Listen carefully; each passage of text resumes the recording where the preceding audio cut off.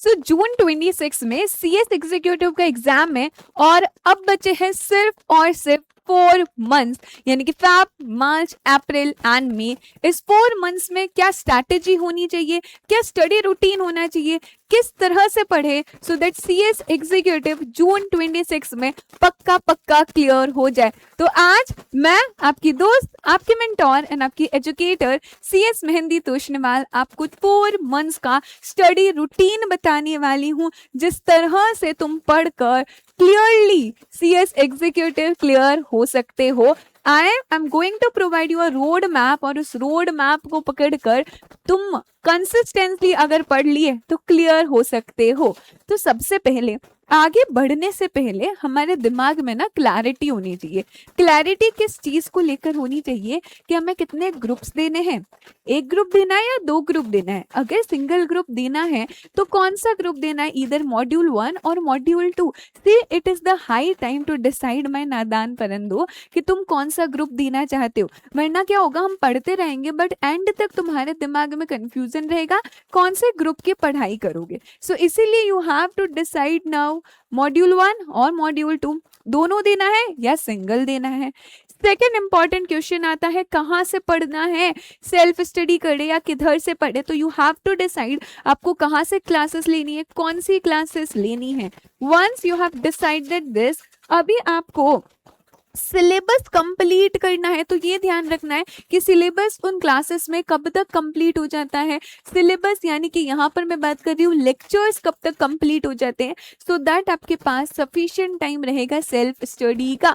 यहाँ पर जब भी किसी इंस्टीट्यूट के कोचिंग के लेक्चर्स चल रहे हैं, सिलेबस चल रहा है, ध्यान रखना वो सिलेबस उनका तो कंप्लीट करा ही रहे हैं, लेकिन साथ साथ में तुम्हें अपना भी सिलेबस कंप्लीट करना है। यानी कि लेक्चर्स चल रहे हैं उस दौरान साथ साथ में तुम्हें भी पढ़ना पड़ेगा। ये बहुत ही छोटी सी सिंपल सी टेक्निक लगेगी, लेकिन ये सिंपल सी टेक्निक बहुत ज्यादा बेनिफिशियल भी होती है। ये 3 चीजें जब तुम्हारे दिमाग में डिसाइड हो जाएगी कि कौन सा ग्रुप देना है, कहाँ से पढ़ना है और सिलेबस कब तक कंप्लीट हो जाएगा, तो अब हम जाएंगे स्ट्रैटेजी पे कि क्या स्टडी रूटीन होना चाहिए। हमारा फरवरी, मार्च, अप्रैल, मई वाला मंथ कैसा दिखेगा, उन मंथ में हम क्या क्या पढ़ेंगे। तो सबसे पहले स्टार्ट करेंगे हम लोग लेक्चर से। ऑब्वियसली बात है फेब मार्च में तुम्हारे लेक्चर्स चल रहे होंगे, so you have to watch lectures with full attention. पूरा अटेंशन से लेक्चर्स देखने रहेंगे, बिल्कुल डिस्ट्रैक्शन नहीं होना चाहिए। अच्छा, जो लेक्चर्स में पढ़ाया जा रहा है वो ऑन द सेम डे क्या करना है, रिवाइज करना रहेगा सेम डे पर।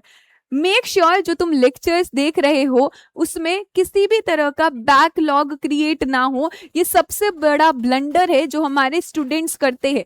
बैकलॉग पे बैकलॉग क्रिएट होता जाता है एंड हमें लगता है अब तो कोर्स बहुत बढ़ गया है हमारा, राइट। सो मेक श्योर कि बैकलॉग्स क्रिएट ना करें हम लोग यहाँ पर। सो किसी भी तरह का बैकलॉग क्रिएट नहीं करना। मेक श्योर कि लाइव लेक्चर्स अटेंड करने ऑन द सेम डे खत्म करना है। By any chance 1% backlog create हो जाता है तो नेक्स्ट डे तक उसे खत्म करना है, बट आगे से आगे हम बैकलॉग्स क्रिएट नहीं करेंगे, ये बात ना नोट डाउन कर लो। फिर हमें फरवरी और मार्च में हमने मान लिया कि आपका ये चल रहा होगा, अप्रैल में भी कुछ सब्जेक्ट के लेक्चर्स चल रहे होंगे, उसके साथ साथ you are going to start self study. जो सब्जेक्ट्स हो गए, जिनका कोर्स हो गया, उनकी सेल्फ स्टडी स्टार्ट करने वाले हो।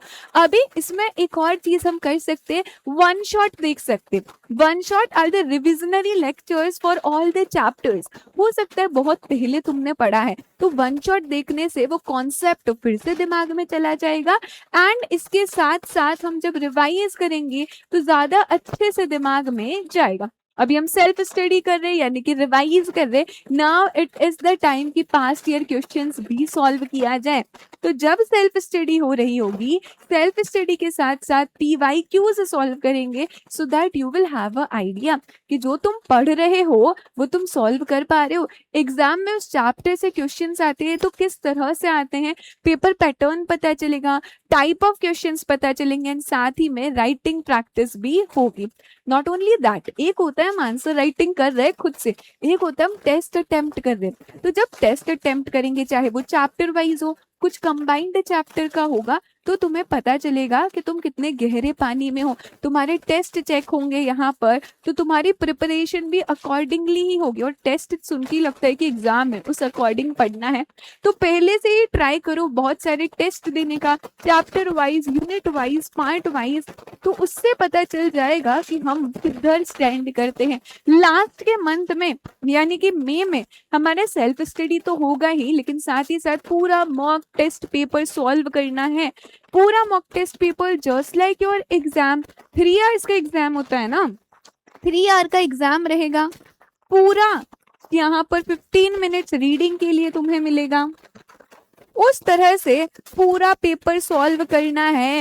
एंड ये सबसे बेस्ट तरीका होता है एग्जाम के फियर को खत्म करने का। तुम जब मेन एग्जाम दोगे ICSI का, उससे पहले ही हर एक सब्जेक्ट का मॉक टेस्ट सॉल्व करना है, पूरा का पूरा पेपर सॉल्व करना है। तो अपने आप कॉन्फिडेंस इंक्रीज होगा, टाइम मैनेजमेंट समझ आएगा कि किधर टाइम अलोकेट करना है।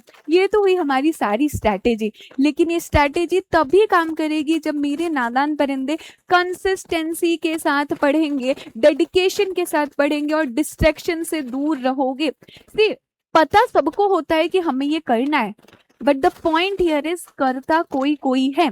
सबको पता है कि अगर मैं ऐसा ऐसा करूंगी तो डेफिनेटली मैं क्लियर हो जाऊंगी, लेकिन करता कौन है? Action speaks louder than words. और मैं चाहती हूँ कि अगर आज तुम ये वीडियो देख रहे हो तो कमेंट सेक्शन में लिखो कि दीदी हम प्रॉमिस करते हम ये सारी की सारी स्टेप्स फॉलो करेंगे, किसी के लिए नहीं, खुद के लिए, अपने पेरेंट्स के लिए ये स्टेप्स फॉलो करेंगे। एंड डेफिनेटली तुम यहाँ पर अपना 100% एफर्ट्स दोगे। मुझे कुछ नहीं चाहिए, मुझे सिर्फ इतना चाहिए, ये सभी चीज़ों को फॉलो करो कंसिस्टेंसी के साथ और अपना 100% एफर्ट्स देना है, और कुछ भी नहीं। जब तुम खुद 100% एफर्ट्स दोगे, तुम्हारा कॉन्फिडेंस डेफिनेटली इंक्रीज होगा।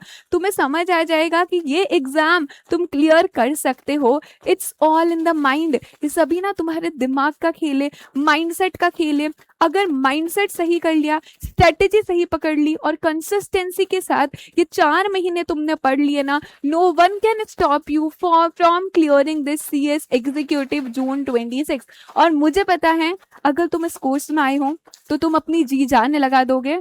अब इन 4 महीने पूरा डेडिकेटेडली इस कोर्स को दे दो, अपने आप को दे दो, कुछ डिस्ट्रैक्शन से दूर रहो। अगर फैमिली फंक्शंस वगैरह में जाना है उसे अवॉइड करो, थोड़ा बाहर घूमने जाना है उसे भी अवॉइड करो। जहां हो सकता है, अगर तुम ट्रैवलिंग कर रहे हो, टाइम नहीं है, वन शॉट देखो, मैराथन्स देखो, पास्ट ईयर के क्वेश्चंस देखो ऑनलाइन। टाइम कैसे मैनेज करना है वो तुम्हें सीखना पड़ेगा। एंड लेट मी नो, क्या तुम रेडी हो 100% देने के लिए? रेडी हो तो बता दो। And that is it from my side. खूब खूब अच्छे से पढ़ो, just make yourself proud, make your parents proud, make me proud. Bye bye.